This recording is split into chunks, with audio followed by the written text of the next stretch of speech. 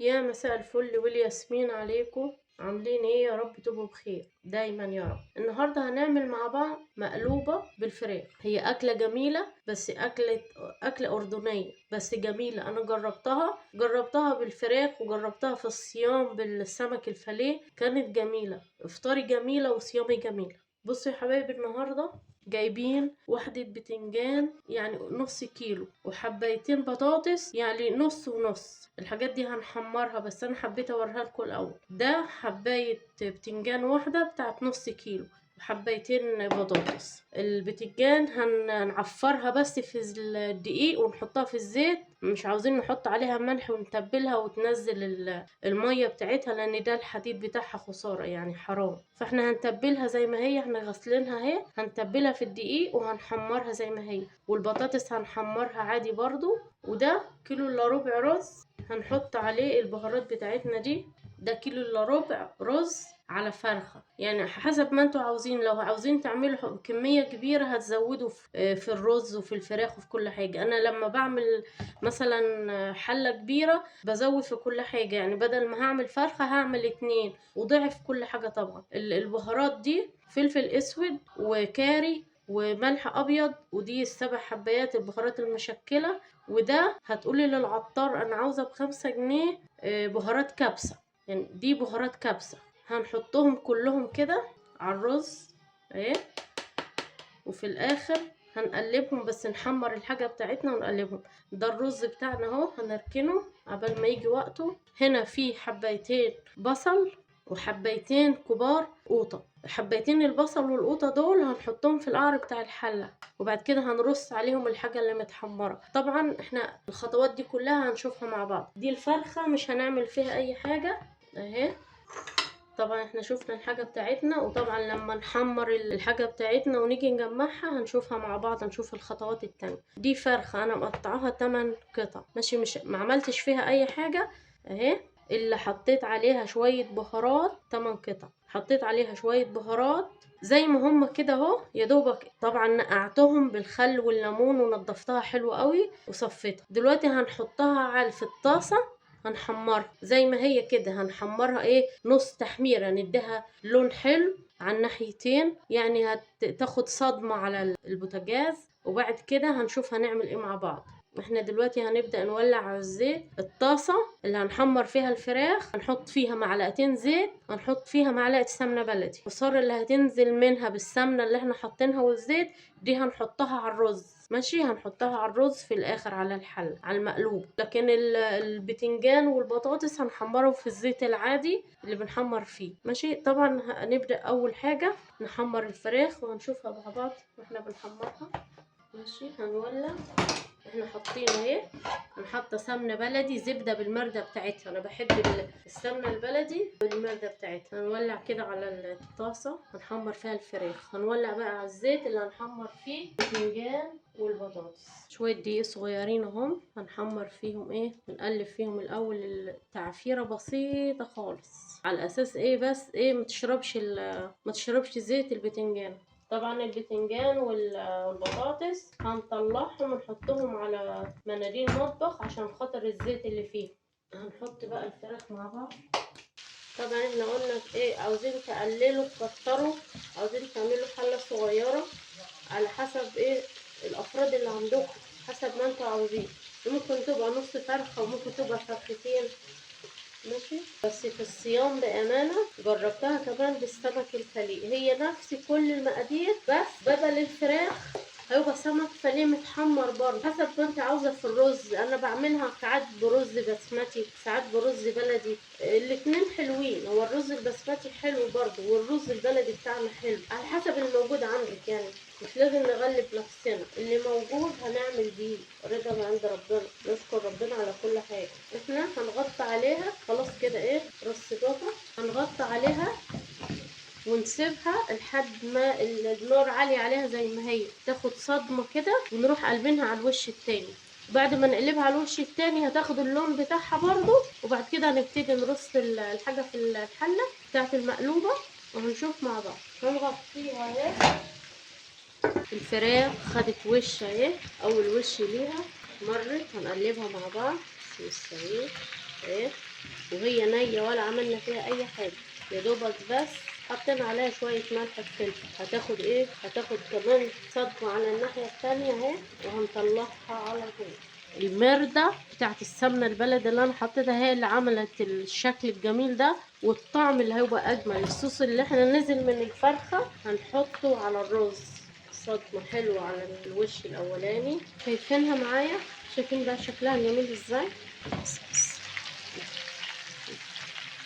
هتاخد بس كمان دقيقتين على الناحية دي، وهنبتدي نرص المقلوبة بتاعتنا. بصوا بقى البتنجان لما خد تعفيرة زيت، احنا عمل الطاسة سخنة، البتنجان لما خد تعفيرة زيت بقى ناشف. بص ماسك نفسه ازاي، حتى لو في زيت بس ماسك نفسه، ماسك نفسه، ما يبقاش طري ومهري قوي. تعفيرة صغيرة حمرناه كده عادي خالص. شايفينها؟ بصل اللي انا مقطعاه طرنشات، حطيت عليه قرن فلفل ما شاء الله سبايسي، يعني هيخلي المقلوبة، شايفينها؟ هيخلي المقلوبة مية مية. طبعا براحتكم، الفلفل حط فلفل بارد، فلفل حامي، اللي انتوا عاوزينه. طبعا الشوربة لو عندكم كوباية شوربة، يعني كوبايتين شاي بالظبط، انا هوريهم لكم اهو. مثلا دول كده كده، دي يعني 3/4 كوباية مية على الكيلو الا ربع رز. ماشي، لو احتاجنا في شوية شوربة تاني هنحط، ما احتاجناش عادي. حتى لو ما فيش شوربة هنحط شوية مية عادي، مفيش مشكلة. هنحط المية دي وهنشوف هتحتاج ولا لا.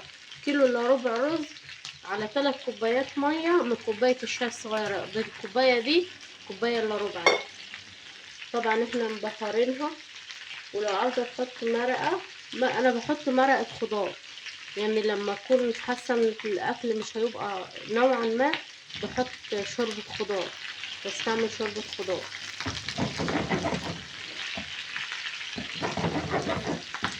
خلاص هي مش محتاجه حاجه تانية. هنطفي اهي، وهنبتدي نرص الصينيه بتاعتنا في الحله بتاعتنا. ماشي،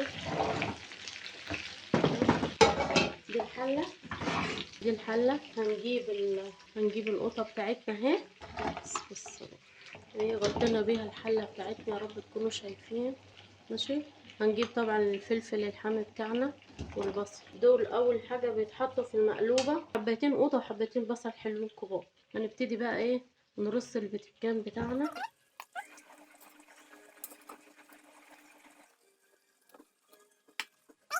الصليب يعني بالظبط. هنبتدي بقى نحط ايه، شوية البطاطس. كل ده لسه محطناش الفراخ، بس جربوا الاكلة دي بامانة هتعجبكم هتعجبكم. احنا مش عاوزة اقول لكم ان انا عملتها في الصيام يجي 3-4 مرات كده. هنجيب الفراخ بتاعتنا اهي.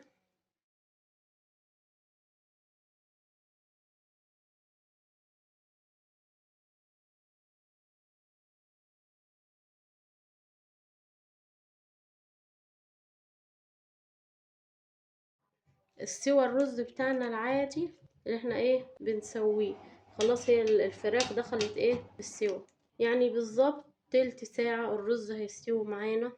مش هنغطي الحلة بعد ما نحط الرز، مش هنغطيها مية. هنشوف عشان خاطر في حاجات كتير من تحت مش هتشرب مية زي الرز، البتنجان والبطاطس والحاجات دي. احنا هنقلب الرز اهو. احنا طبعا قلنا اللي حطيناه ايه، حطينا ب5 جنيه بهارات كبسة، وحطينا ملح ابيض وملح فلفل، فلفل اسود، ومعلقة كاري، ونص معلقة ملح ابيض. ايوه قلبناهم.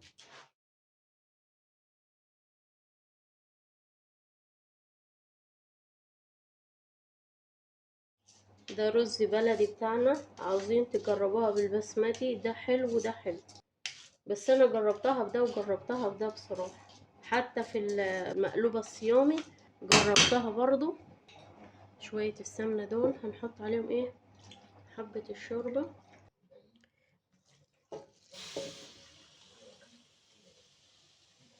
اهو. دي السمنة اللي طلعت، الصوص اللي طلع من الفراخ، بس انا حاطة سمنة بلدي عليه عشان تبقى حلوة. انا مش حاطة رز كتير عشان على قدنا يعني، عشان ما يزيدش ونرميه. بس هو يعني ما شاء الله بعد ما يستوي هتتفرجوا عليه. الشوربة اهي، الشوربة اهي. مش هنغطي الرز عشان من تحت قلنا الحاجات اللي احنا حاطينها مش عايزين نكتر عشان الرز ما يعجنش. يعني احنا الكوباية كيلو الا ربع الرز حطينا زي دي كده، يعني كوباية الا ربع مية، 3 كوبايات بالمج بتاع الشاي. احنا كده حطيناهم على النار. اول ما غليت هروح موطيه، ايه مش واطي خالص يعني، واطي حاجات بسيطه. وبعد شويه كده هنروح لفين الحله تاني عشان كله يستوي، عشان الرز ده ما ينفعش يتقلب. المقلوبه دي بتفضل زي ما هي. احنا هنسيبها كده 10 دقايق وهنشوفها بعد ما تغلي مع بعض. قبل ما اوطي عليها اوريها لكم. جربوها بس وقولوا لي عملت ايه معاكم، حلوه وحشه، اي حاجه قولي في التعليقات. متنسوش بقى اللايك والشير، عشان ان شاء الله هنعمل حاجات حلوه كتير مع بعض الايام الجايه باذن ربنا، عشان يوصلكم كل جديد. اهي الميه اللي احنا بنتكلم عليها اهي، هنلفها كده ونسيبها زي ما هي كده. بايه غليت حبه حلوين اهم بتاع 10 دقايق. هنغطي عليها ونوطي بقى شويه، وهنبص عليها كمان 10 دقايق كده. لو لقينا الميه بتاعتها قليله والرزه ما استوتش هنحط لها شويه شوربه او شويه ميه صغيرين. لان الدنيا تمام هتفضل زي ما هي كده. دخلت في السوا اهي.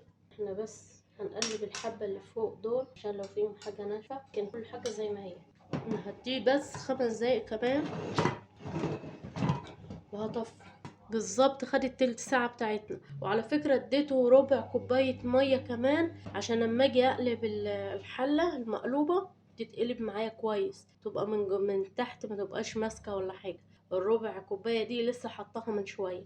كده ال5 دقايق خلصوا والمقلوبة خلصت كمان، استوت اهي زي الفل. عاوزين ايه نقلبها بس على الصينية. بصراحة انا ما بعرفش اقلبها، بس الحلة دي صغيرة على الكل بعملها كل مرة.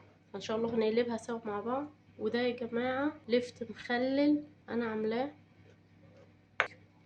وده ليمون معصفر برضو بيتي. انا بحب المخلل بس احب اعمله في البيت. شايفينه كده؟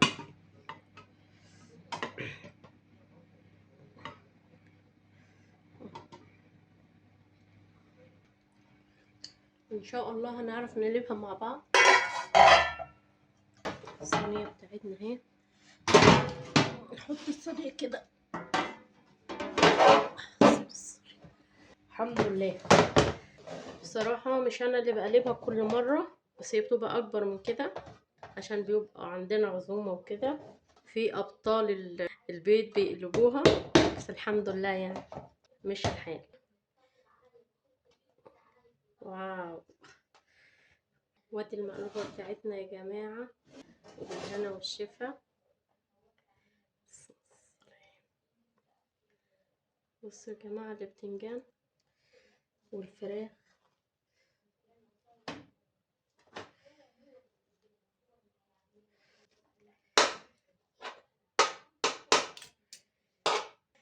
جنبها بقى ايه اللفت بتاعنا، جنبها الليمون المعصفر. بأمانة بالهنا والشفا، جربوها واكتبولي في الكومنتات ايه الأخبار. بالهنا والشفا يا جماعة، وميرسي قوي على دعمكم تشجيعكم. كل سنة وانتم طيبين.